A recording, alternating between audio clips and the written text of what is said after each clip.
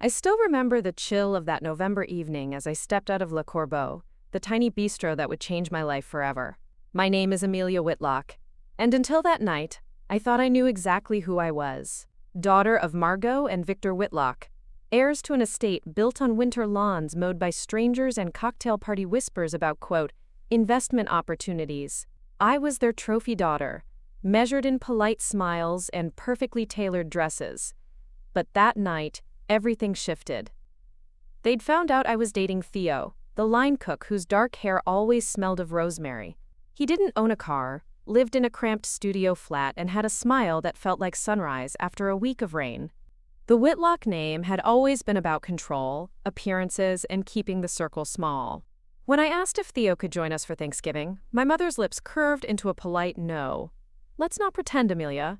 Then the invitations went out, and I never got one. Standing in the rain, my phone silent, except for messages from aunts pretending concern. Hope you feel better soon, they texted, convinced they'd heard I was sketch. Ill with love, ill with defiance. I flagged down a cab to Theo's. The single candle flickering in his window was the only light I needed. Inside, we ate leftovers on the floor, his laughter warming the chill in my bones. But even as his hands shook over our mismatched plates, I knew I couldn't look away from the truth. I was exiled for choosing authenticity over their polished facade. In the days that followed, I counted my savings, the scraps of trust fund they hadn't locked behind endless legalese. Every morning, Theo made omelets in that tiny kitchen. Every night I lay awake, imagining the fortress they'd built around me. Then came the blow. Le Corbeau was up for sale. Chef Claude was leaving. Theo's dream was slipping away. I stopped accepting the labels they'd pinned on me. Numker daughter of convenience. Numker daughter of convenience. Numker daughter. Numker daughter. I realized that freedom wasn't granted by turning 25. It was claimed. And in that moment, I decided to claim everything. Theo's dream, my own future, and the power to redefine what family meant. That dawn, as the sky shifted from ink to pale gold, I pulled up the restaurant listing. My hands trembled as I read the price. It was more than my savings, more than my parents would ever dare to spend. And yet I knew I had to try. I hit call on the broker's number. The line clicked. My name is Amelia Whitlock, I said, voice steady, heart roaring. I'd like to make an offer. Times asterisk. Before we jump back in, tell us where you're from. If this story moves you, please subscribe. Tomorrow, I have a special story for you. Asterisk? I'd like to make an offer. There was silence on the line that stretched longer than any minute at Le Corbeau's empty dining room at dawn. My breath caught, echoing against the tiled floor where Theo and I had danced between tables late nights, laughing when we knocked over chairs in our clumsiest moves. And now, in a wordless pause, I felt the weight of everything I was doing and about to do.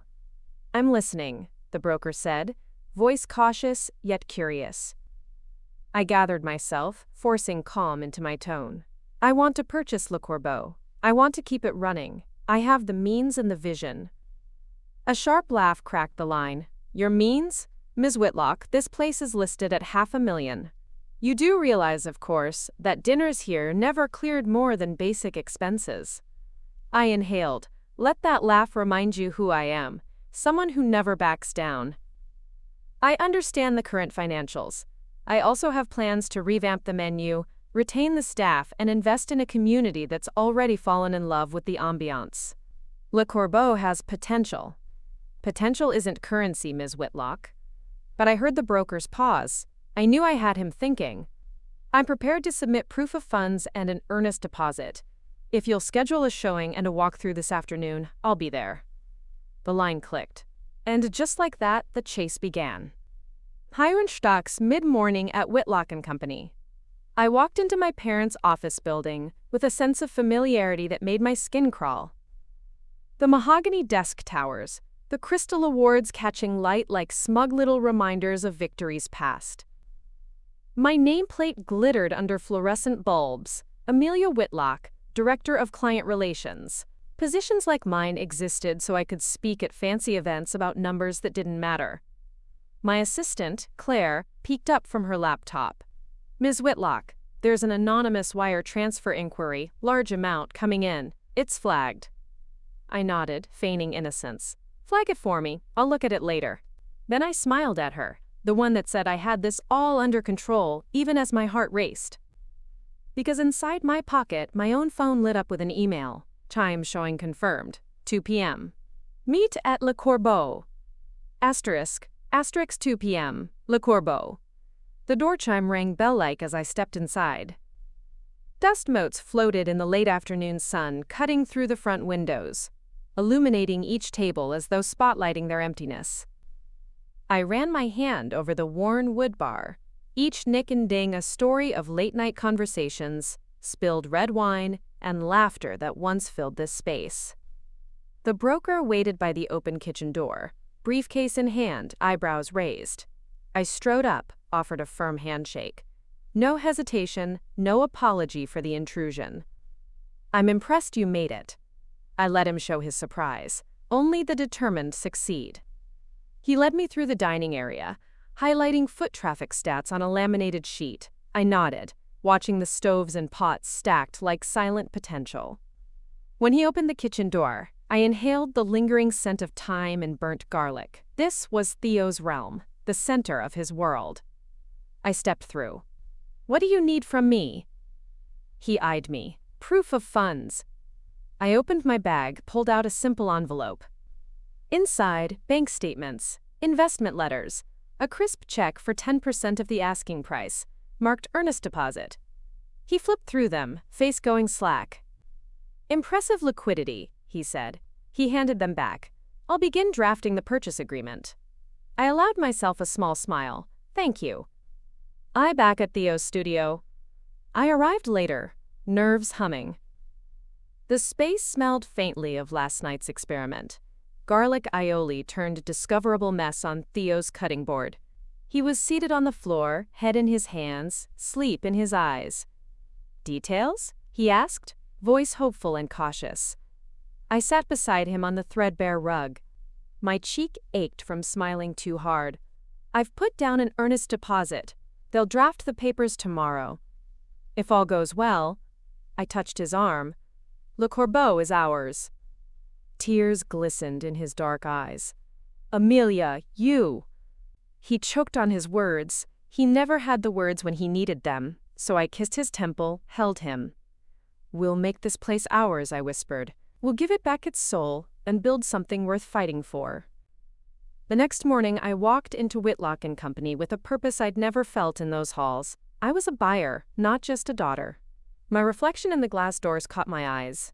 Determined, racing, alive. I didn't know then how close my parents were to discovering my scheme. I didn't know the lengths they would go to control me. But I did know that come Thanksgiving, they would be looking at an empty seat, something I'd become extremely good at ensuring. And I wouldn't hesitate to remind them who they were missing. I woke the next morning before the sun rose, the November air leaking through the cracked window of Theo's studio. His soft breaths curled against my neck, but my mind was already racing 3 steps ahead. Escrow documents, inspections, health permits, supplier contracts. The morning city hum was muted by a thick fog, wrapping the neighborhood in a hush that made my thoughts feel louder. I slipped out of bed quietly, careful not to wake him. In the kitchenette, I filled a chipped mug with stale coffee and took my laptop to the small wooden table by the window. The purchase agreement sat in my inbox, crisp and final. I read every line twice, then a third time. My eyes flickered over phrases like, buyer assumes all liabilities, and operating capital shortfall. The risks unfurled like a storm map, losses, supply chain issues, staff retention. But under all the jargon pulsed the simple truth. I wanted this. For Theo. For me. For the version of myself my parents had spent years pruning into the perfect hedge.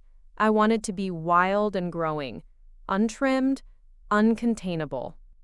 I scrolled to the signature line, exhaled and clicked. Done. Behind me, Theo's sleepy voice cracked the quiet. Did you just sign it? I turned to find him leaning on the doorway, blanket draped over his shoulders like a makeshift cape. Yeah, I said, my pulse like a drum. It's done. We're really doing this. He crossed the room in 2 strides, kissed me with coffee breath and sleepy eyes. His grin was so wide, I thought it might split his cheeks. You're insane, you know that, right? I know. He wrapped his arms around my waist, his forehead resting on mine. Good. Because the best things come from insane people. The next few days became a fever dream of paperwork and whispered plans. I ducked out of client meetings at Whitlock & Company to field calls with realtors, lawyers, and vendors. I caught Claire, my assistant, eyeing me curiously as I stepped into the hallway for the 5th time in an hour. "Everything okay, Ms. Whitlock?" I gave her the tight smile I reserved for moments when I was absolutely not okay. Family matter, just tying up loose ends. I knew I couldn't keep it from my parents forever. They'd sniff it out, like they sniffed out every deviation from their carefully curated path for me. But I wasn't ready to face them yet, not until I had something concrete to show them. Not until I could stand across from my mother's perfect pearls and say, "I built something you can't control." The closing date loomed closer. Theo and I met with Claude, Le Corbeau's soon-to-be former owner, in the restaurant's dim dining room late one night. He looked tired, shoulders drooping under the weight of 30 years in a kitchen that was never meant to make anyone rich. "You two are brave," he said, tapping his glass of wine against Theo's. "Or foolish, maybe both." Theo smiled. "Probably both." Claude turned to me. His eyes were soft, almost fatherly in a way my own fathers never were. "You have a plan, Amelia?" I nodded. "We're keeping the core menu, but adding more local suppliers, community nights, chef's table events. We want people to feel they belong here. Not just rich couples on date night, but everyone." He chuckled. "A Whitlock wants everyone in their dining room. I'd pay to see your mother's face." So would I thought. So would I. The day of the final signing, I wore my sharpest suit, a deep forest green that made my eyes look braver than I felt. The broker slid the last document across the cafe table, his pen balanced on top. "Congratulations, Ms. Whitlock." "Ms. Whitlock and Mr. Andino," he corrected, nodding at Theo beside me. "Le Corbeau is yours, well, pending the wire." I reached for my phone, ready to transfer the final amount. My thumb hovered over the submit button when it buzzed in my hand. My mother's name, blinking on the screen like an omen. I silenced it, clicked submit. The funds drained from my account like a river breaking free from a dam. It didn't take them long. By the time we walked out of the cafe, my father's number was lighting up next. Then my mother again. Then Claire's message. "Your parents asked about an unauthorized transaction." Should I tell them? I typed back, "Tell them it's personal, that's all." Theo and I stood on the corner, the city's winter chill slipping under our collars. I felt both lighter and heavier. Lighter because the chains were loosening, heavier because I knew they'd fight to pull them tight again. Theo squeezed my hand. "Still want to do this?" I stared at our reflection in the darkened window of a closed boutique. Me, the fallen heiress. Him, the so-called nobody. But together we looked like revolution. "More than ever," I said. We spent the next week gutting Le Corbeau. Theo's old college friends showed up with paint cans and sanders. I rolled up my sleeves, scrubbing decades of grime from under the bar while Theo patched holes in the plaster walls. Every day we ended up covered in dust and sweat, eating takeaway noodles on the floor, laughing about how we were probably in way over our heads. One night, we found an old black and white photo hidden behind a loose brick near the prep station. It was of Claude as a young man, standing next to his mentor, both grinning in front of the freshly painted Le Corbeau sign. "Seems like a good omen," Theo said, brushing the dust off the frame. I traced the edges of the picture with my finger. It's a reminder to never forget why we started. I didn't say it out loud, but I thought of my mother's ice-edged voice, the way she'd once said, "We do not run kitchens, Amelia. We own estates, Tartars." Not anymore. Opening night came faster than we were ready for. I wore a simple black dress, my hair tied back, a dish towel slung over my shoulder. Theo was in the kitchen, sleeves rolled to his elbows, eyes bright and alive. The first guests were a young couple who'd walked by and seen our handwritten sign, "Grand Reopening, Everyone Welcome." They sat at the bar, clinking glasses, while I topped off their water and took their order myself. More guests trickled in, an elderly man who lived nearby, a family of 4 looking for a cozy meal on a rainy night. By 8 p.m., we were full. Laughter bounced off the freshly painted walls. The smell of rosemary and garlic danced through the air. I caught Theo's eye through the kitchen pass. He winked at me. My heart soared. In that moment, Le Corbeau wasn't just a restaurant, it was our defiance, carved into wood and brick and bone. And just as I wiped down a table for the next guests, I saw her, my mother, standing in the doorway, flanked by my father, both dressed like they'd come from a gala. Her eyes flicked over the dining room, the families, the mismatched plates, the laughter that didn't fit her version of perfection. Her gaze locked on me. She didn't need to speak for me to hear her voice in my head. "What have you done?" I straightened my shoulders, dish towel clenched in my fist. "Good evening," I said, my voice steady. She arched a brow. "We need to talk." I smiled, a slow, sharp edge of a smile that felt like the first sunrise after a storm. "I'm busy," I said, "but by all means, wait your turn." The dining room hummed on around us. And I knew, deep in my bones, this was just the beginning. I held my mother's stare as if we were back in the Whitlock drawing room, sunlight hitting the crystal chandeliers while she tried to break me with silence. But here in Le Corbeau, she wasn't on her throne. Here, the walls were painted by our hands, the laughter from families at every table like a shield around me. I stepped aside just enough to let the next guests in behind them, a young man with a guitar strapped to his back, a woman in a bright red coat carrying a baby in a sling. My mother shifted, annoyed at having to share space with anyone who wasn't in her circle of carefully curated people. My father adjusted his cufflinks like he was about to be announced at a charity gala. "Upstairs," I said flatly, nodding toward the tiny office above the kitchen. "If you want to talk, you can wait there. We're in the middle of dinner service." My mother's eyes flashed. My father opened his mouth to speak, but I had already turned away, greeting the couple, taking down their name, guiding them to the corner table that had the warmest light. When I finally climbed the narrow steps to the office 20 minutes later, my mother was perched on the old swivel chair like it was her throne, arms crossed, lips pressed into a line that said I'd humiliated her by making her wait. "You spent our money to buy this tavern?" she spat. Her voice dripped with the same venom she'd used when she told me there was no place at her Thanksgiving table. "It's not your money," I said steady. "It was my trust, legally mine." My father stood by the window, hands in his pockets, looking out at the dark alley behind the restaurant, as if he could find an escape from what I'd done. "We trusted you to use it wisely, Amelia, for your future, not to play house with." "Careful," I cut him off, voice low but sharp. "Don't finish that sentence." My mother scoffed, pushing herself up from the chair. "What do you think you're proving here? That you can sling plates? That you can waste away with, what's his name? Theo. This isn't a life, Amelia. This is charity. You're humiliating us." I crossed my arms, planting my feet. "What's humiliating is pretending for people who'd leave me out in the cold the second I did something you didn't like. What's humiliating is begging for a seat at your table when I have the power to build my own." My father finally turned to face me, his eyes tired, dark circles shadowing the power in his stare. "If you think you can do this alone, you're mistaken. You don't know the first thing about business. Running a restaurant is brutal. We can fix this, Amelia. Sell this place, come back home, we'll handle it, we'll smooth this over." I shook my head. "I'm not selling, I'm not coming home." A flicker of anger crossed my mother's face. "And what about Thanksgiving, Amelia? When you're sitting here with your leftovers and your riffraff, while we're hosting senators and CEOs? When you realize you've thrown away everything we built for you?"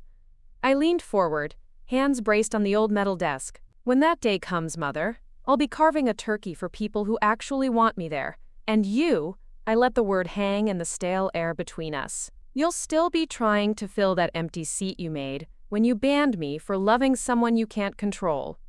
My mother opened her mouth, closed it, then sneered. "You'll regret this." I laughed, a sound that came from somewhere deeper than my lungs. No, Mother, I think, for once, you'll be the one regretting it. When they left, Theo found me at the bottom of the stairs, shaking. He brushed the hair from my face, searching my eyes. You okay? I nodded, though my pulse thudded in my throat. They know now. They'll do everything they can to sabotage this. Let them try, Theo said, pressing a kiss to my forehead. Let them try. The next morning, I woke to find an email from our main supplier. Due to circumstances beyond our control, we're unable to fulfill your next order. I sat up so fast I spilled the tea Theo had just made me. Calls to other vendors went straight to voicemail. Suddenly, the invisible strings my parents had always tugged at felt tighter than ever. Theo saw the panic on my face and didn't ask questions. Instead, he took my hand. We'll find another way. Local farmers. Small suppliers. We can work with the market for now. By noon, I was standing in the drizzle at the Saturday farmers market, bartering for crates of potatoes, squash, and winter greens. Theo was at the restaurant, rewriting the menu on a chalkboard so fast his handwriting blurred. We came back to the bistro with arms full of fresh produce, boots caked in mud. The staff watched us unload boxes like we were pirates returning from a raid. New plan, I told them, my voice stronger than I felt. Our food will taste like the neighborhood, like the season, and no one will ever get to cut us off again. Word spread fast. By the end of the week, we were on the front page of the local lifestyle section. Heiress turns chef's muse, buys local bistro, snubs society. The article quoted my mother, of course.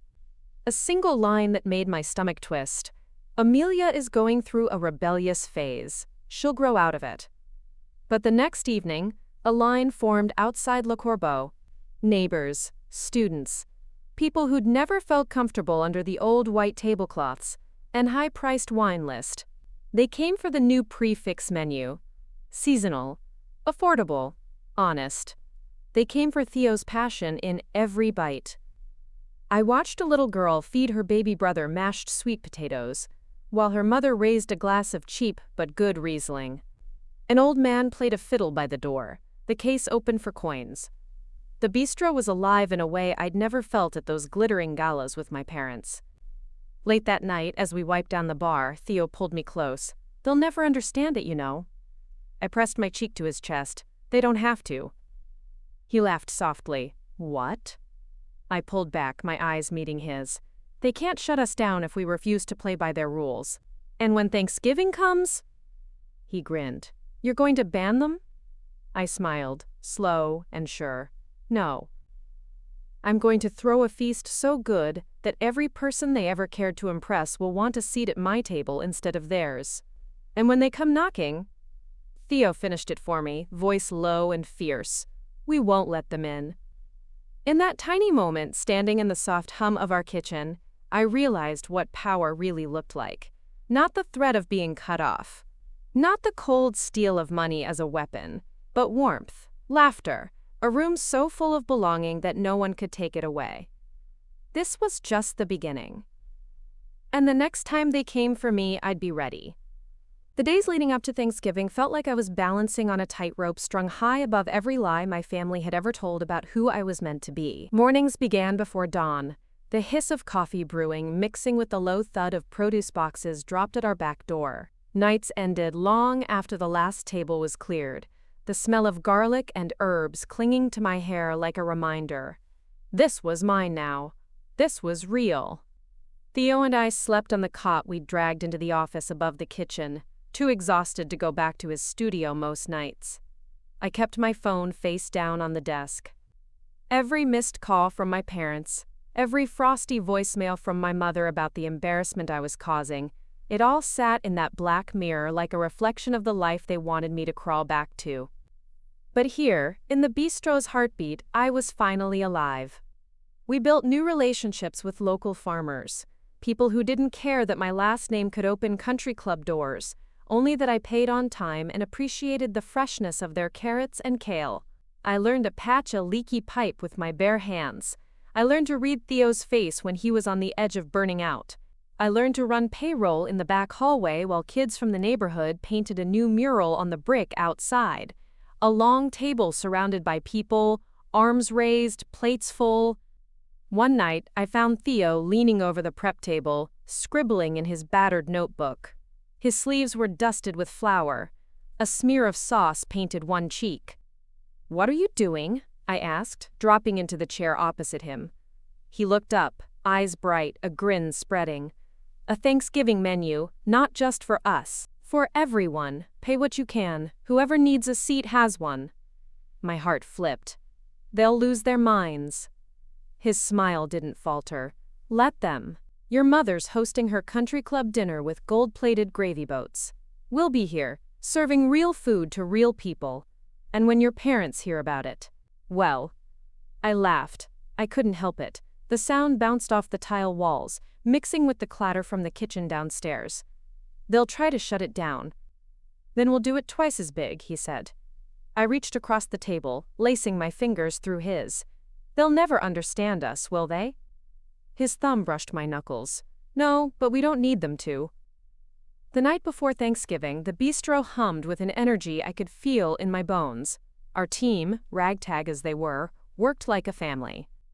Jorge, our dishwasher, played music through a crackly old speaker. Delia, who'd once waited tables at the fanciest place in the city before they let her go for being too outspoken, was decorating the windows with paper snowflakes made by her niece. I wiped my hands on a towel and stepped outside for air. The wind off the Thames was sharp enough to steal my breath. Across the street, the high-rise that housed my parents' law firm gleamed with lights in every window, like a beacon of everything I'd left behind. My phone buzzed. A text from Claire.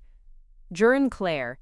Asterisk. Smor lumdur viscol. They're talking about an injunction. They're serious, Amelia. They want to shut you down." My lungs seized. I wanted to crush the phone in my hand, hurl it into the gutter. Instead, I typed back with fingers that refused to tremble. "Talking a me. Asterisk. Talking a me. Talking a me. Talking a me. Talking a me. Talking a me. Talking a me. Talking a me. Talking a me. Talking a me. Talking a me. Happy Thanksgiving, Claire." Inside, Theo found me staring at the floor, the phone still clutched tight. "They're threatening legal action." He raised an eyebrow, unfazed. "Let them send their lawyers. They can't sue the whole neighborhood for loving a meal." His certainty gave me oxygen. I let the fear settle under my ribs, then exhaled it into the night air. "Tomorrow we cook," I said. "Tomorrow we feast," he said, grinning. Thanksgiving dawned cold and brittle. Frost edged the window panes. The ovens roared to life before the sun broke the horizon. We'd spread the word. Pay what you can, eat with us. No one turned away. I half expected an empty house, a humiliating echo that my mother would seize on as proof I was still that lonely child begging for approval. But by noon, the line curled around the block. A young couple with a newborn shivered in blankets. An elderly man in a threadbare coat clutched a cane with knuckles swollen from the cold. Kids tugged at their mother's sleeves, their eyes wide at the smell of turkey and rosemary drifting through the door. We pulled every spare chair we could find. A neighbor brought their own folding tables.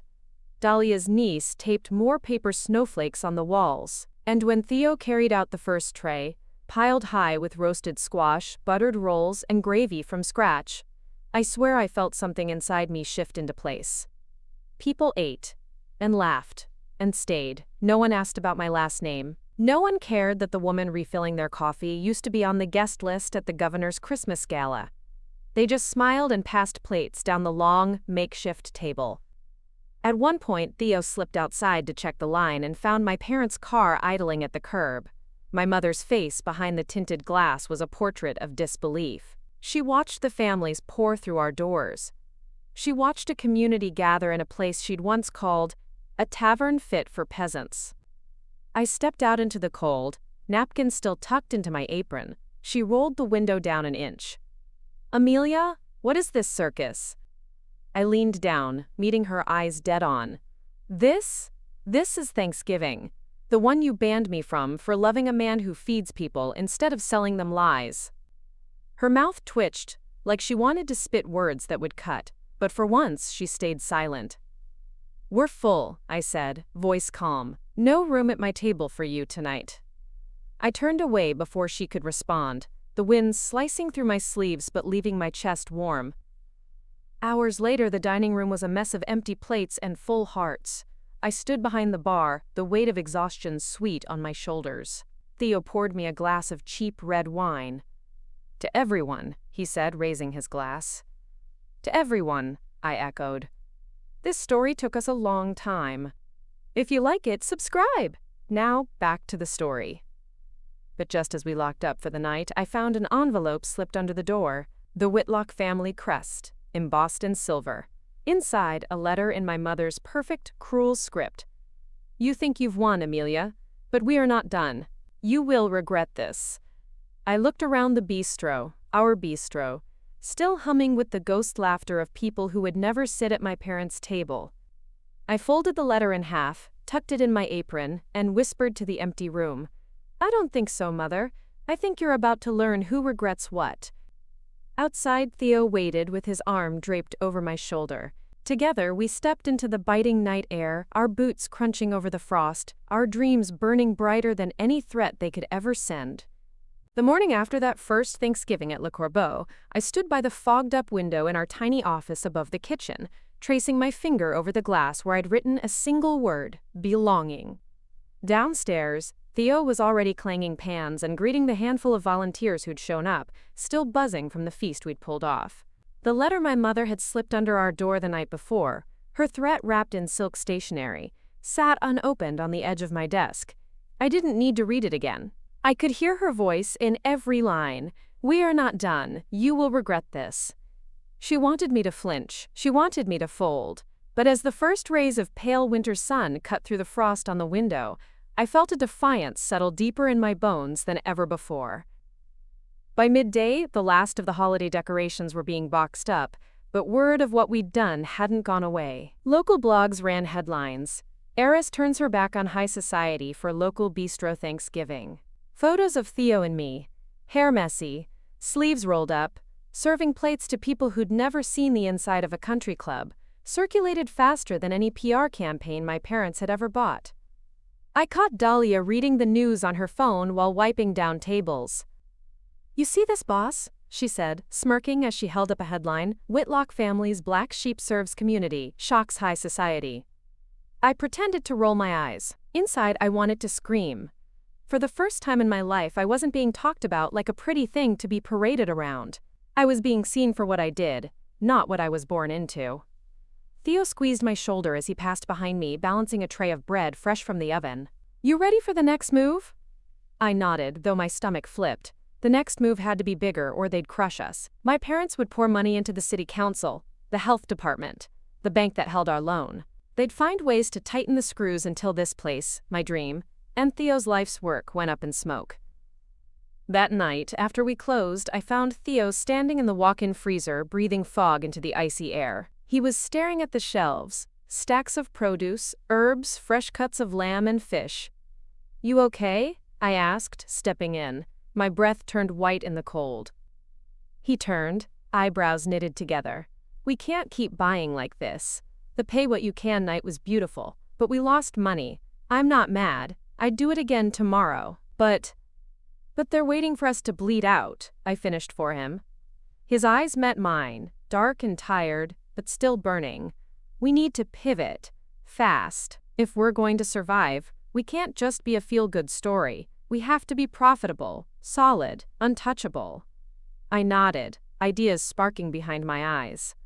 "Okay. So we make this place more than a restaurant. We do cooking classes. We host local pop-ups. We sell Theo's sauces. Meal kits.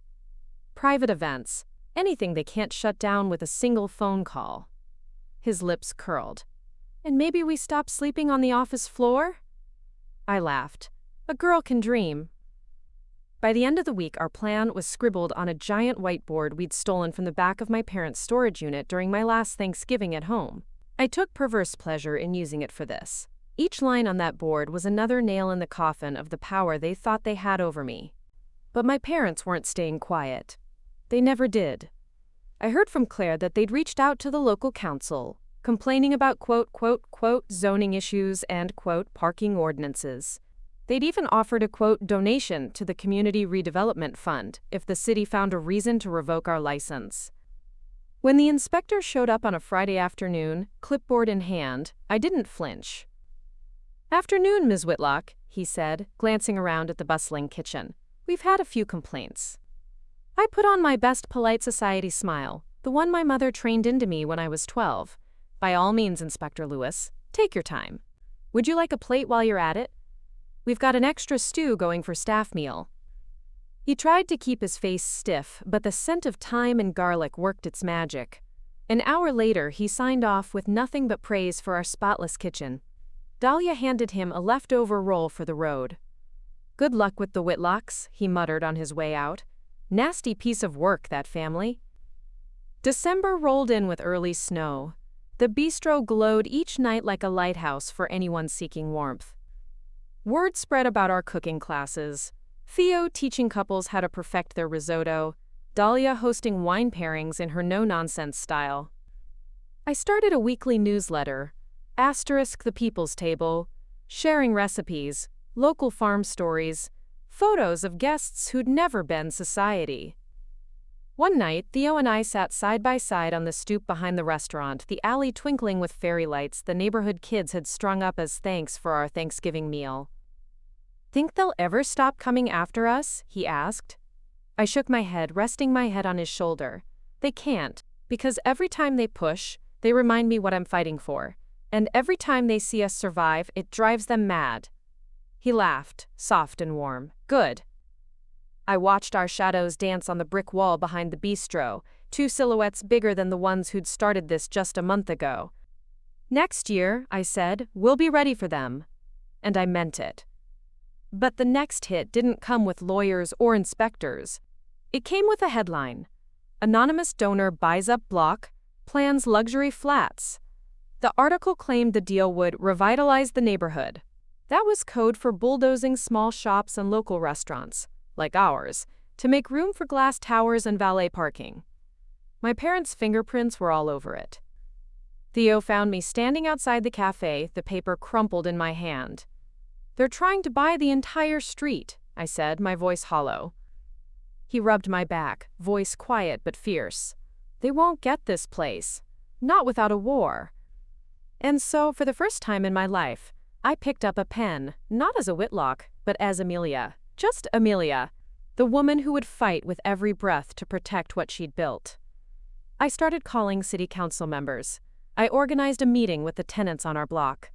We made flyers, printed posters, filmed videos with the local college kids. If they wanted to turn our home into glass boxes for people who'd never set foot here, they'd have to do it over my dead body. The night before the city council vote, I lay on the cot in our office, Theo's head on my stomach. I felt the weight of what we'd done, and what we could lose. "Tell me it's worth it," I whispered. Theo didn't hesitate. "You're worth it. This place is worth it. Even if they tear it down, they can't touch what you've made, what you've become." I closed my eyes, let his heartbeat drown out the fear. Tomorrow, we'd fight like hell. And I'd stand at that podium, look every last one of them in the eye, and remind them, "You may have banned me once, but you'll never break me again." The morning of the city council vote arrived with a gray drizzle that seeped into my coat and clung to my skin like doubt. I stood outside Le Corbeau, staring at the handmade sign the neighborhood kids had painted for us. "This place feeds more than stomachs." The paint was already running in the damp air, but I traced the letters with my glove anyway. Inside, Theo was pacing the narrow hallway, hands dusted in flour from the bread he'd abandoned in the oven. His anxiety was never quiet. He wore it openly, the way I'd once hidden mine behind polished smiles at society luncheons. "Stop pacing," I said, pushing through the door, rain dripping from my hair. "You'll wear a groove into the floor." He shot me a look, half grateful, half panicked. "I just don't trust them. Your parents. Their money. They'll lean on the council, on the developers. They'll promise to beautify the street. They'll promise to make it safer. But safe for who? Not us. Not the people who can't afford a £1,000,000 flat." I stepped closer, pressing my palms to his chest until he stilled. "I know. That's why we're not going alone. We've got half the block with us. We've got the kids who painted the mural, The families who came to our Thanksgiving table. They have money, but we have people. He closed his eyes, let out a long breath. I just want you to be ready if they win.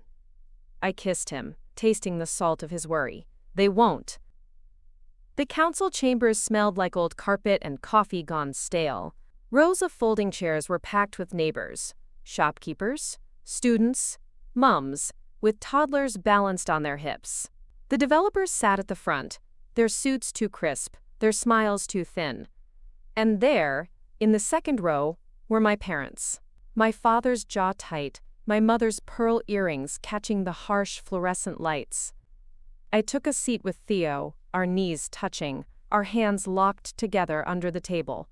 A woman from the florist's next door squeezed my shoulder as she passed. Jorge, our dishwasher, sat in the back row, raising his phone to film the whole thing. The council chair, a woman with tired eyes and an exhausted voice, cleared her throat. We're here to hear statements regarding the redevelopment proposal for the South Block district. The developer's lawyer went first. He spoke in the language of quote, revitalization and growth, sprinkling in buzzwords about safety, cleanliness, new jobs. The words dripped off him like oil. When he sat down, the room felt colder.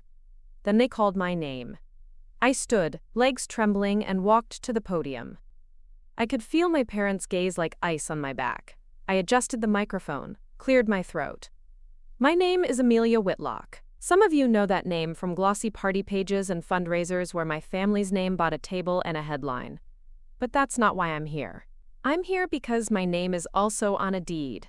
The deed to Le Corbeau, a restaurant that's fed this block for 20 years. A place that isn't just food, it's warmth. It's a table for people who don't get invited to places like the Whitlock estate.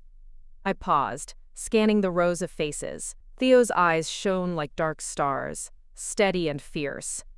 Some people will tell you that cleaning up this block means tearing out the roots that hold it together.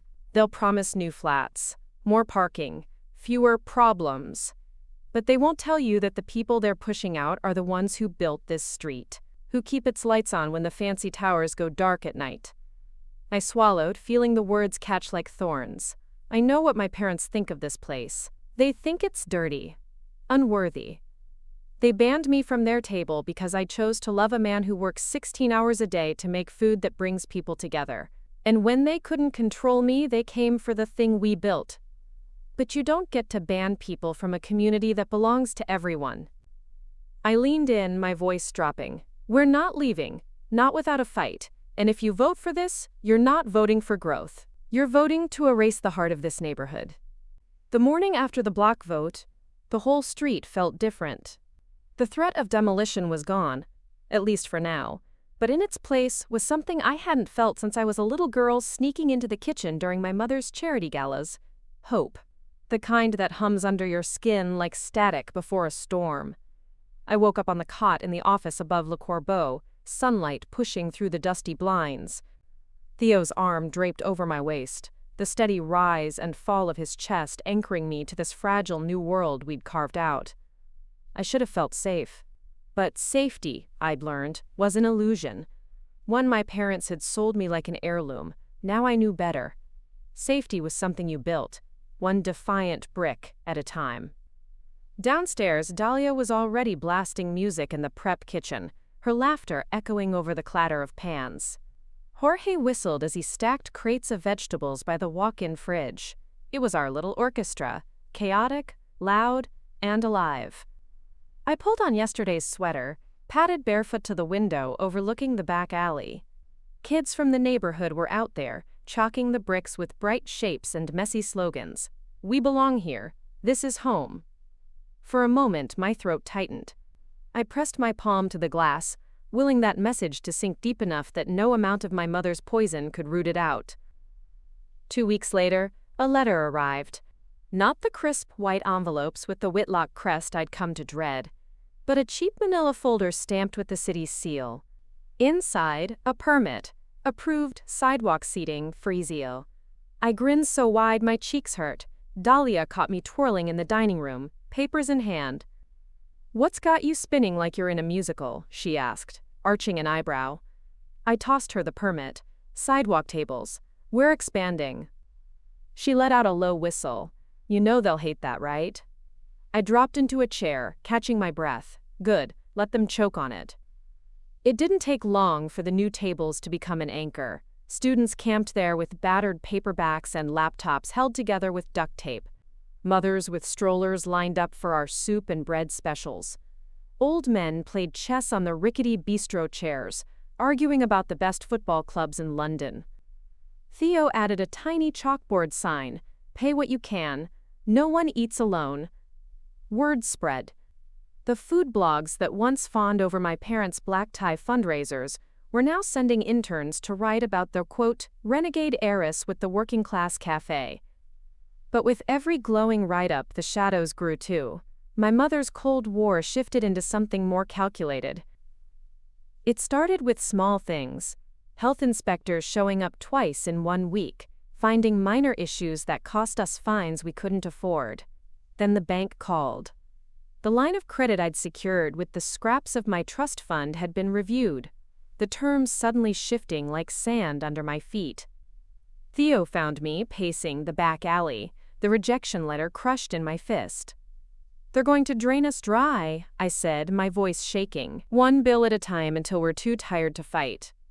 He stepped in, his warmth pulling me back from the edge. "So we get tired, but we don't stop." I looked at him, at the stubborn hope in his eyes, and I realized what my parents never understood. They believed money could outlast love. They'd never felt this fire, this rage that didn't just burn but built. We cut our expenses to the bone. I canceled a bulk delivery from our most expensive supplier and went back to bartering with local farmers. Dahlia offered to work extra hours, refusing overtime pay. Jorge taught me how to fix the oven when it blew a fuse instead of calling the repairman. One night, exhausted, I fell asleep with my head on Theo's shoulder in the office. He read old handwritten recipes by candlelight, planning a new winter menu that used every scrap so nothing went to waste. When I woke, the rain was tapping at the window, a soft rhythm that reminded me of lullabies my mother never sang. I pressed a kiss to Theo's cheek and whispered, "They'll never know this feeling. That's why they'll never win." Spring came early that year. The street bloomed with tulips someone had planted in the cracked sidewalk. Kids ran between cafe tables, their chalk drawings spreading like ivy up the walls. One afternoon, as I cleared plates from a table outside, a woman in a designer coat stopped me. Her hair was perfect, her lipstick too bright for midday. "Amelia Whitlock?" she asked, her tone sugary sweet. I nodded, wary. "Yes?" She handed me a crisp envelope. Najd Whitlock and Company. Family Trust. "Your mother asked me to deliver this personally," she said. She lingered a moment, eyes flicking around our bustling patio, her nose wrinkling at the mismatched chairs and chalk murals. I waited until she was halfway down the block before I tore it open. Inside, 2 sheets of paper, one a check for an obscene sum, the other a letter in my mother's cruel, delicate hand. "Sell the bistro, come home, all is forgiven." "You've made your point, Amelia." I laughed so hard I nearly doubled over. Theo came out with a pitcher of iced tea, brows furrowed. "What's so funny?" I waved the check in the air like a victory flag. "She thinks she can buy us out, after everything." His smile was slow and dangerous. "What are you going to do?" I tore the check in half, then into quarters, then into confetti that drifted onto the table, scattering among the half-finished plates of roasted carrots and lentil salad. But my mother wasn't done. She never was. 2 days later, Claire called. I hadn't heard her voice in months, not since she'd chosen to stay at Whitlock and Company instead of following me into my so-called rebellion. "Amelia," she said, her voice low, "they're planning something big. It's not just the trust. They're working with a developer again, quietly, a shell company. They'll wait until your lease is up, they'll buy the whole block, you won't stand a chance." I sank into a booth, my hands trembling around the phone. "Why are you telling me this?" Claire sighed. "Because I know what they're like, and because I've been following the stories, Amelia. What you've built. This is bigger than them now." I whispered my thanks and hung up, my mind racing. For the first time since I'd signed the purchase agreement for Le Corbeau, I felt that cold, glass-edged fear slip under my skin again. But fear, I'd learned, could be forged into something harder. That night, I called Theo, Dahlia, Jorge, and a few neighbors into the dining room. The bistro was closed, the chairs up on the tables, the lights warm and golden. "They're coming for us again," I said. "This time, we can't just fight with speeches and community petitions. We need to own this building outright. And maybe the ones next to us. We need a co-op, something they can't buy out from under us." Theo leaned forward, elbows on his knees. "You're serious?" "I'm done playing their game," I said. "We're not tenants anymore. We're owners, all of us." Dahlia let out a low whistle. "You know what they'll say. The Whitlocks will smear you in the press. You'll be the, quote, ungrateful daughter who turned on her family." I felt my shoulders lift, the weight falling away. They've called me worse. And every time they do, this place gets fuller, so let them talk. Theo reached for my hand, his palm rough and warm. "Let's do it. Let's build something they can't bulldoze." In the dim hush of our empty dining room, with our hands clasped and our heads bowed together like conspirators, I felt it, like the first pulse of a drumbeat that would carry us forward. I wasn't just building a restaurant anymore. I was building a revolution. And they'd never get an invitation to sit at this table again. When I think back to that night in our dim dining room, chairs stacked on tables, the smell of thyme and roasted garlic still lingering in the air, I remember how our voices rose and fell like a secret pact sworn over battered mugs of cheap wine. We were so small then, so certain we were outmatched, but we'd begun to understand something my parents would never grasp. Power doesn't always come from deep pockets and backroom deals. Sometimes it comes from a table that's big enough for everyone. The plan to buy the building started as a half-joke, a co-op, the block's first. Owned by the people who actually lived above the shops, served the coffee, baked the bread. Theo scribbled numbers on the back of old menus. Dahlia and I took turns researching housing trusts and community development funds long after closing. Jorge volunteered to canvass the neighborhood, knocking on doors to see who else would stand with us. But good intentions didn't pay for bricks and mortar. And every night, I went to sleep with that gnawing voice in my head.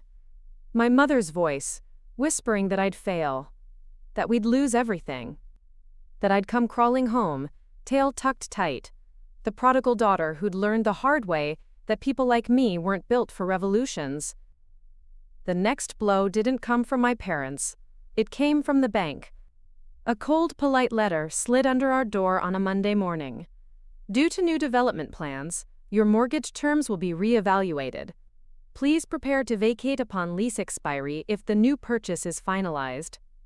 Theo read it first. He didn't say a word, just handed it to me, his jaw set, his shoulders stiff. The letter trembled in my hands. Rage pooled in my chest, mixing with a kind of grief I didn't have words for. "They're not even pretending anymore," I said. "They want to crush us, now." He pulled me into him, the smell of rosemary and sweat grounding me. "Then we make it impossible. We buy them out before they can buy us out, one door at a time." It sounded ridiculous, impossible, but the words tasted like freedom. 2 nights later, I stood in front of a room full of neighbors. Families I'd fed when they had nowhere else to go. Students who'd washed dishes for us just to learn from Theo. Shopkeepers who knew every corner of the block better than any developer in a glass tower ever would. "We have to move fast," I said. "A co-op is the only way to keep this ours. The city won't protect us forever. My parents won't stop. But we can outlast them if we do this together." An old man at the back raised his cane. "You think you can outbuy the Whitlocks?" I swallowed my fear. "No, but I think we can outlive them. They don't care about this place. We do." Silence stretched. Then Dahlia, arms crossed, called out, "I'm in. If they want to push us out, let them try." One by one, heads nodded, hands lifted. It wasn't everyone. But it was enough. Those first weeks were chaos.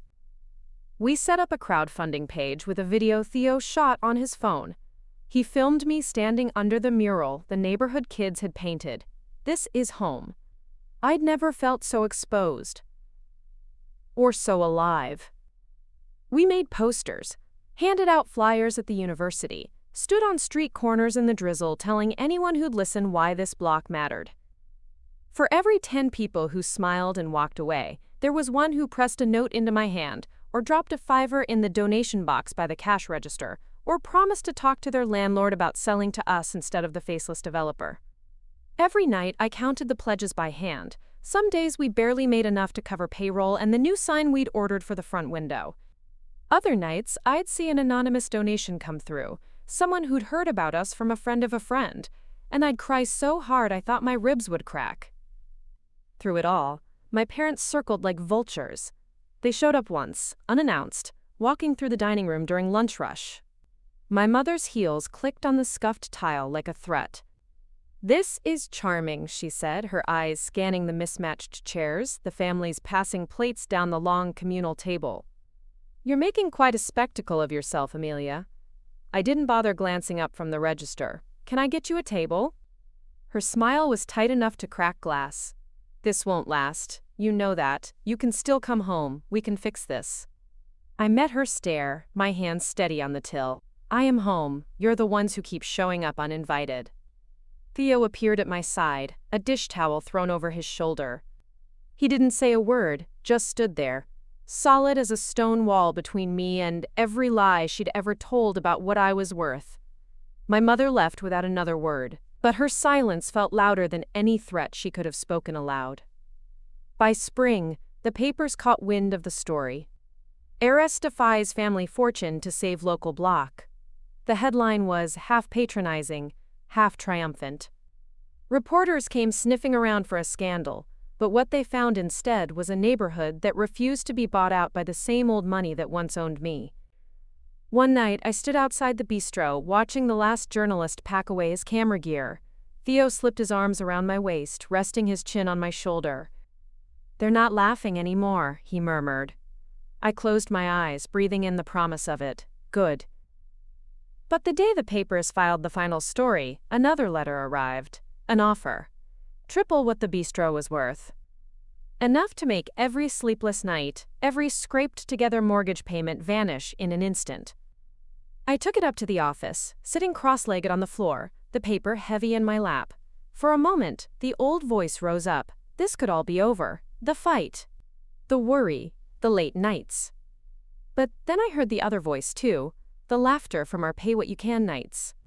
The clink of mugs as neighbors toasted another saved lease. Theo's quiet promise that we were more than their headlines. I ripped the offer in half. Then I lit it on fire in the old ashtray Theo used for cigarette breaks. The smoke curled up, slipping through the cracked window, out into the night sky where I imagined my mother's perfect silhouette behind her mansion windows. Weeks passed. The co-op fund grew slowly, stubbornly, just enough to make the banks squirm but not enough to close the deal. One night, Theo found me hunched over the ledger, my fingers tracing the deficit over and over like a curse. "Maybe I was wrong," I whispered. "Maybe we can't do this. Maybe they win." He crouched beside me, his hands cradling my face until I met his eyes. "Amelia, you've already won. You're not theirs anymore. This place, these people, this is yours, ours. They can tear down the building, but they can't bulldoze what you've built in them." I wanted to believe him. I had to. Because if I didn't, what was I doing all this for? The next day, a letter arrived, a real one this time, handwritten, no Whitlock crest. Just an old neighbor, the woman who ran the tiny used bookstore next door. She'd heard about our fight. She was moving into assisted living. She wanted to sell her flat to us, at a fraction of what the developers offered. "Because you reminded me why this street matters," she wrote. "Don't let them forget." When I read it aloud to Theo and Dahlia, we all cried, big, messy tears that stained the old menus we used for scrap paper. And when we walked next door to see her, the deal wasn't struck in cold boardrooms, but over lukewarm tea and stale biscuits. One door at a time. We were going to make it impossible for them to ever ban me again. And when Thanksgiving came around again, they'd see exactly who'd been uninvited, and why that seat at my table would always be theirs to miss. By the time the leaves began to turn again, the air crisp with hints of cinnamon and wood smoke, our block had become something more than I'd ever dreamed. The co-op was still a work in progress. Stacks of forms, endless phone calls, signatures collected like prayers scribbled on scrap paper. But every dotted line felt like a small rebellion carved out of the concrete they once told me would never belong to people like me. Each flat we secured, each neighbor who chose us over a faceless developer, stitched us closer together. Theo started calling it our urban quilt, patches of old brick and borrowed hope, held together with the stubbornness of people who refused to be erased. I'd see him at night, leaning on the bar with Dahlia and Jorge, mapping out ideas on napkins, a rooftop garden for herbs, a pop-up stall for students to sell their art, a lending library that doubled as a tutoring nook on cold afternoons. My parents' lawyers circled like sharks, waiting for any slip, any crack. They sent letters threatening lawsuits over Forest Abizani debts, over zoning permits they claimed were improperly filed. I started a folder just for them, each threat a new layer of armor. The second Thanksgiving was coming. I knew they'd do something. My mother was never one to let a wound scab over. She'd pick at it until it bled. The new plan came wrapped in a false olive branch. An invitation. A white envelope Whitlock and Company embossed in silver. Delivered by courier, handed to Jorge at the back door while he was hauling crates of onions from the farmer's van.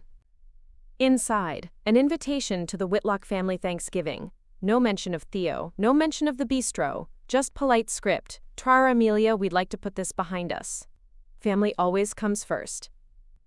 Theo found me staring at it behind the bar after closing. The lights turned low, the world outside reduced to the hum of street lamps and the chatter of the last few diners lingering over coffee. "You're not actually considering it," he said, voice tight. I shook my head, though a part of me still felt that old tug, familiar, poisonous. The child in me who'd once sat at the foot of that 12-foot mahogany table, careful not to spill her cranberry juice on the lace tablecloth, hoping for a kind word that never came. "No," I said, "they don't get to have it both ways. They banned me once, now they're trying to pretend they didn't." He poured me a glass of wine, his eyes soft. "So what do we do?" I folded the invitation in half, then into quarters, then into a paper square so small I could crush it in my palm. "We feed our real family. Right here." The week before Thanksgiving, we put up a sign in the window. Community feast. Pay what you can, bring what you have. Everyone, welcome. Dahlia rolled her eyes when I painted the letters. "You know they're going to lose their minds. They think last year was bad. This'll make them scream." I shrugged, dipping my brush into the pot. "Good, let them scream. Let them feel what it's like to be shut out." That night, Claire called. She'd left Whitlock and Company 3 weeks before, quietly slipping me a note. "If you need an ally inside, I'm here." "They're not just angry this time," she said. "They're embarrassed. The papers love you, Amelia. You're the runaway princess who feeds the people. The developers don't want the bad press. And your father hates that he can't make you come home. They're getting desperate." Her voice cracked on the last word. For a moment, I heard in it the same fear I'd felt all those nights on the cot in the office, staring at the ceiling, wondering if they'd crush us in the end. "Thank you," I said softly, "for telling me, for not picking them." She laughed, sad and sweet. "I never picked them, Amelia. I just didn't know how to leave. But you did, and now you're showing the rest of us how." Thanksgiving morning dawned brittle and blue. The ovens were already roaring by the time I got downstairs. Theo had been up since before dawn, humming under his breath as he stuffed turkeys big enough to feed an army. Dahlia barked orders like a general, organizing trays of roasted root vegetables, stacks of bread rolls, jars of Theo's spiced cranberry sauce that people would beg to buy by the pint. Neighbors drifted in, arms full of pies and casseroles, pots of stew, warm loaves wrapped in tea towels. Someone brought flowers for the tables. Someone else dropped off a bag of mismatched candles. By noon, the lines snaked down the block. I stood at the door, greeting each guest like they were family. Because they were. People I'd never seen in a suit or a pearl necklace, but who'd held me up in ways my parents' money never could. I caught sight of Jorge seated near the window with his kids, their cheeks pink from the cold, laughter bubbling around them as they tore into fresh bread. Dahlia poured someone a glass of wine, rolling her eyes when he tried to tip her. Theo slipped out of the kitchen just long enough to kiss me on the cheek, flour dusting his dark hair like snow. "This," he murmured, his lips brushing my ear, "is the only table that ever mattered." I looked out at the room, crowded, messy, alive. A table big enough for anyone who needed it. Midway through the afternoon, my mother showed up. Of course she did. She stood at the threshold, wrapped in a coat that probably cost more than my last 5 rent payments combined. Her eyes flicked around the room, taking in the mismatched chairs, the children sprawled on the floor coloring paper turkeys, the smell of garlic and sage that clung to every warm corner. When she found my eye, she lifted her chin, her mouth tightening. "Amelia, we need to talk." I crossed my arms, blocking her path. "No, we don't." Her gaze darted to Theo behind me, sleeves rolled up, a smear of gravy on his apron. I saw the flicker of disgust, quickly smoothed over with a smile that had never reached her eyes. "This is childish," she said, voice dropping. "You've made your point. Enough is enough. Come home." I stepped closer until we were nearly nose to nose. For a heartbeat, I was 12 again, trembling under that same cold gaze. But then I saw it for what it was. A woman terrified she no longer controlled the story. "I am home," I said, my voice steady. "This is my table, my family. And you?" I let the words slice through the years she'd held over me. "You're not welcome here." Behind me, the room grew quiet. Someone's fork clinked against a plate. Theo's hand slipped into mine, warm and grounding. My mother's mouth opened, then closed. For once, she had no script, no exit line to twist the knife. She turned on her heel, her coat sweeping behind her like a dying flame. When the door shut, the hush broke. Laughter rose. The fiddler in the corner struck up a tune. Dahlia whooped so loud she nearly knocked over a tray of pies. Theo leaned down, his forehead pressed to mine. "You did it!" I squeezed his hand. "No. We did it." Long after the last guest had gone home, after the chairs were stacked and the leftover turkey was packaged up for the families who needed a meal tomorrow too, I sat at the bar, staring at the candle flickering in front of me. The door creaked open. Claire slipped in, hair damp from the drizzle. "You missed the feast," I teased. She shrugged out of her coat, settling beside me. "I needed to see you, to say thank you." "For what?" She smiled, tired but real. "For showing me you can walk away from their table and build your own. Some of us needed to see that." I reached across the bar, our fingers brushing. "Stay, help us keep building." She laughed. "Try and stop me." I blew out the candle. The flame died, but the warmth stayed behind. And in that small hush I knew, they could ban me 1,000 times. They could buy every building, rewrite every headline, but they'd never have a seat at this table again. This table was for us, for everyone they said didn't belong. And we'd never run out of chairs. After that second Thanksgiving, something shifted on our block. The cold wind off the river felt softer somehow, like the city itself was leaning closer to listen to our heartbeat. News of my mother standing at our door and leaving empty-handed made the rounds faster than any headline they'd paid to bury. Neighbors nodded at me with something new in their eyes. Not pity for the fallen heiress, but respect for the woman who'd slammed the door and set her own table instead. The co-op plan stopped feeling like a dream and started becoming an inevitability. Every news signature, every neighbor who chose our table over their hush money, stitched the seams tighter. Claire moved into the old storage room behind the office, stacks of legal files and handwritten notes spreading across the scarred wooden desk where Theo and I once planned our first menu.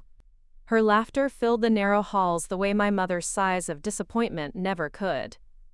But with each step forward, the shadows followed. One cold dawn, I found Theo on the stoop outside, a letter clutched in his flour-dusted hands. Another lawyer's threat. this time a cease and desist over our sidewalk tables. They claimed we were violating an easement. "They're relentless," Theo muttered, shoving the paper at me. His eyes, usually soft even in anger, glinted with something sharper. "They want to bleed us dry, one petty fight at a time." I folded the letter into a neat square. "Then let them. They can't outlast us." He barked a laugh, breath fogging in the crisp morning air. "You sound so sure." I touched his cheek, my thumb smudging a streak of flour. "Because I am. I see them, standing in their marble kitchens, their wine glasses full of stories about who I used to be. But they don't see us. They don't see the way you stay up all night tweaking recipes so no plate goes to waste. Or how Dahlia's niece does her homework at our back table because she feels safe here. They don't see the roots we're growing under their polished floors." He caught my wrist, pressed a kiss to my palm. "Then let's keep digging in." By March, the co-op was official. A laminated certificate pinned to our bulletin board, surrounded by hand-drawn hearts from the neighborhood kids. The deed for Le Corbeau and the 4 flats above it now sat in a safe we'd bought from a salvage yard. I ran my fingers over the heavy key every night before I locked up, letting its weight remind me of what we'd built. Still, my parents didn't vanish. I'd see them sometimes. My mother's town car idling at the corner, windows up, the silhouette of her face turned away when I tried to catch her eye. Or my father's name in some city planning document, tied to yet another redevelopment proposal. One night, Claire came into the office, her coat damp from the rain. She dropped a folder on my desk. "Look," she said. "Inside, a paper trail, emails, shell companies, backdoor deals. Proof they were still trying to buy up every inch around us." "They're trying to starve us out again," she said. "If they can't own this building, they'll make the rest of the block so expensive that your suppliers can't stay.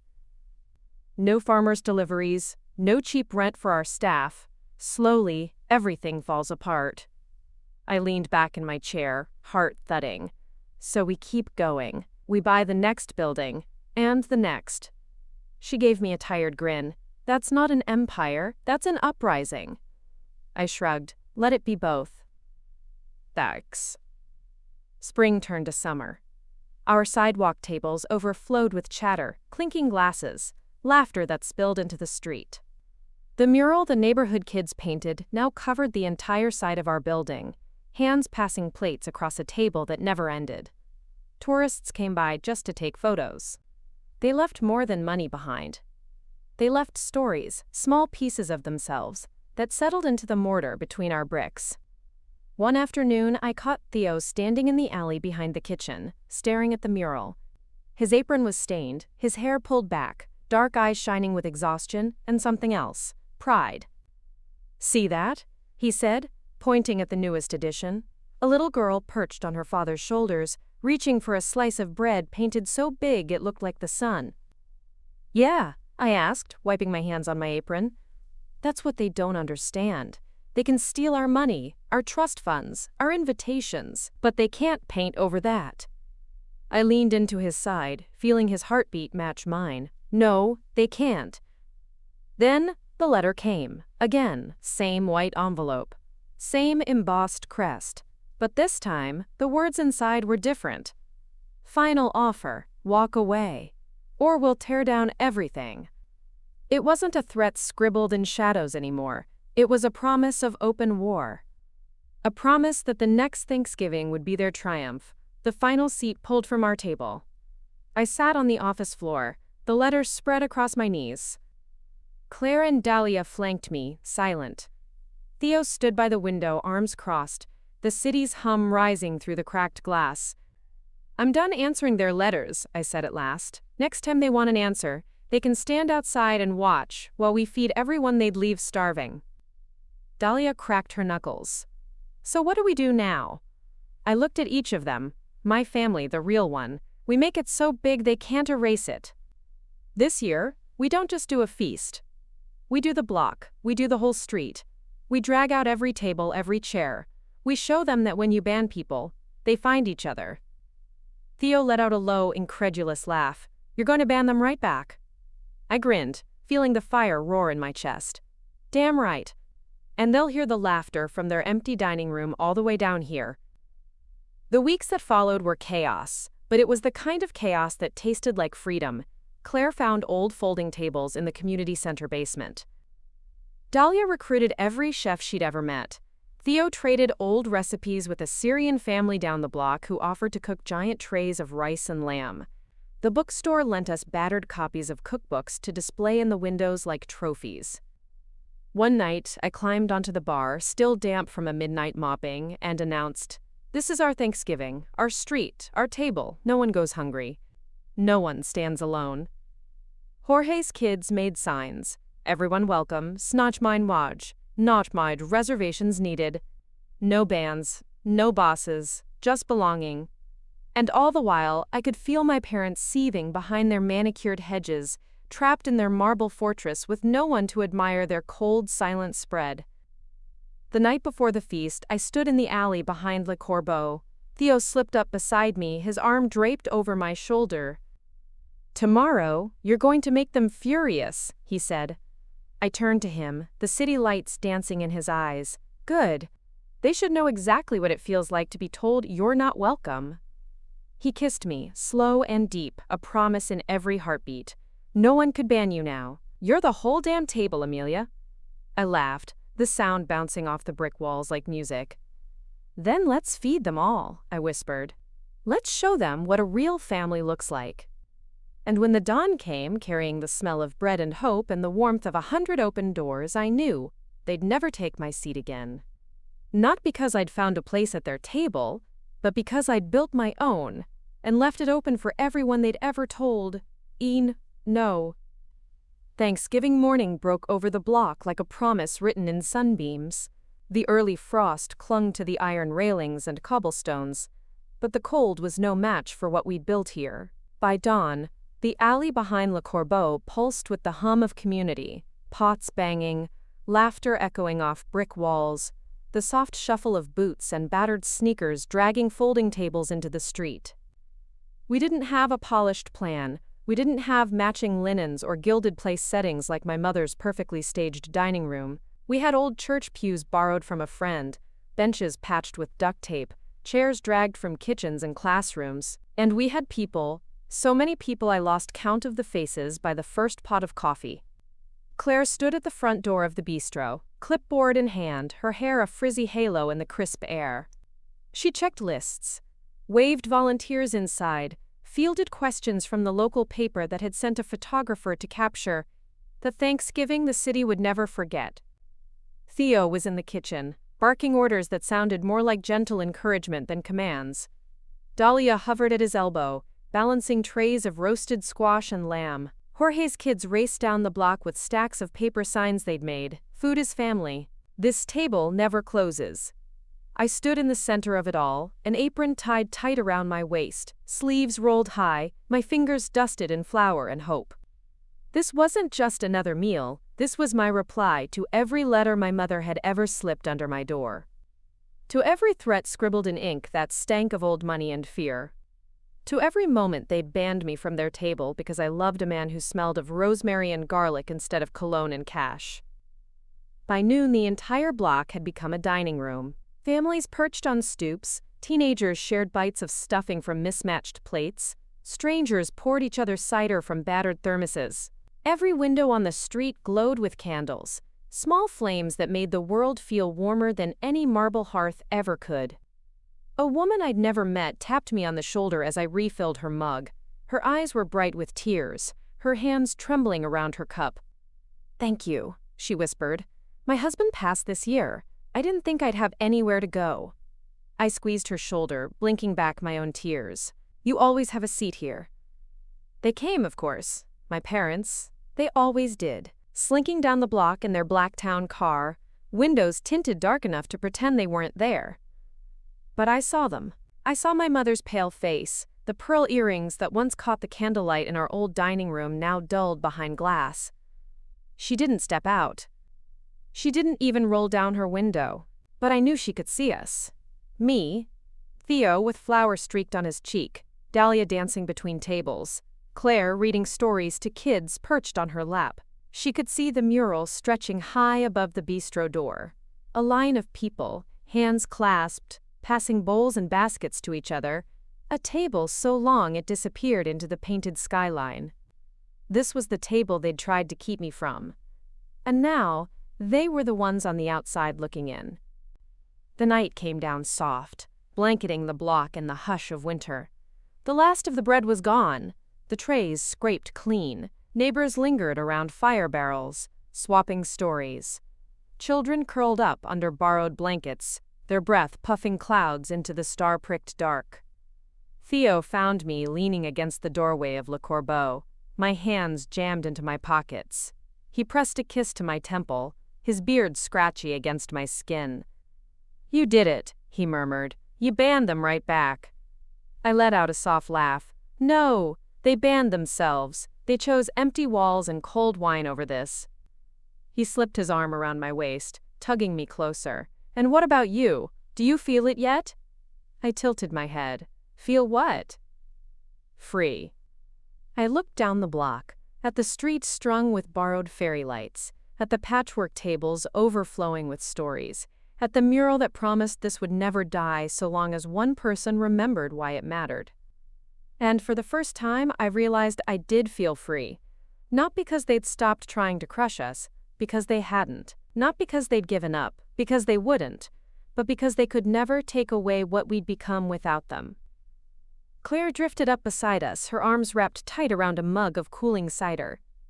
"We did good," she said. "They'll hate it in the morning, you know. The papers are all over it. The board at Whitlock and Company will squirm, the lawyers will bluster, they'll send more letters." I grinned. Let them. Let them spend every holiday watching this block shine from their cold, empty house. Theo pulled me closer, resting his chin on top of my head. "So what's next, Amelia Whitlock?" I turned my face up to him. "We keep building. We buy the next building. And the one after that. We teach kids how to cook. We open a shelter. We plant gardens on every rooftop. We keep the table open. Forever." Claire raised her mug in a toast. "To never running out of chairs." I clinked my cup to hers. Theo's too. And I whispered to the winter air, a vow only the stars heard. To everyone they ever said didn't belong. I pictured my mother's face behind that tinted glass, her cold smile finally cracked. And I knew she'd never be welcome here again. Not because I banned her. Because she'd never choose this over her kingdom of empty rooms. Long after the last guest left, I stood in the dining room alone. The mural glowed in the streetlight. The tables were bare but for crumbs and stories left behind like footprints. I picked up a single chair, dragged it to the window and sat. Just me. My heartbeat echoed in the hush. I closed my eyes and felt it all. The laughter, the broken plates, the fear, the fight. This was my table, my story. And they'd never touch it again. 2 more great stories are next. Don't miss them. Subscribe and turn on notifications.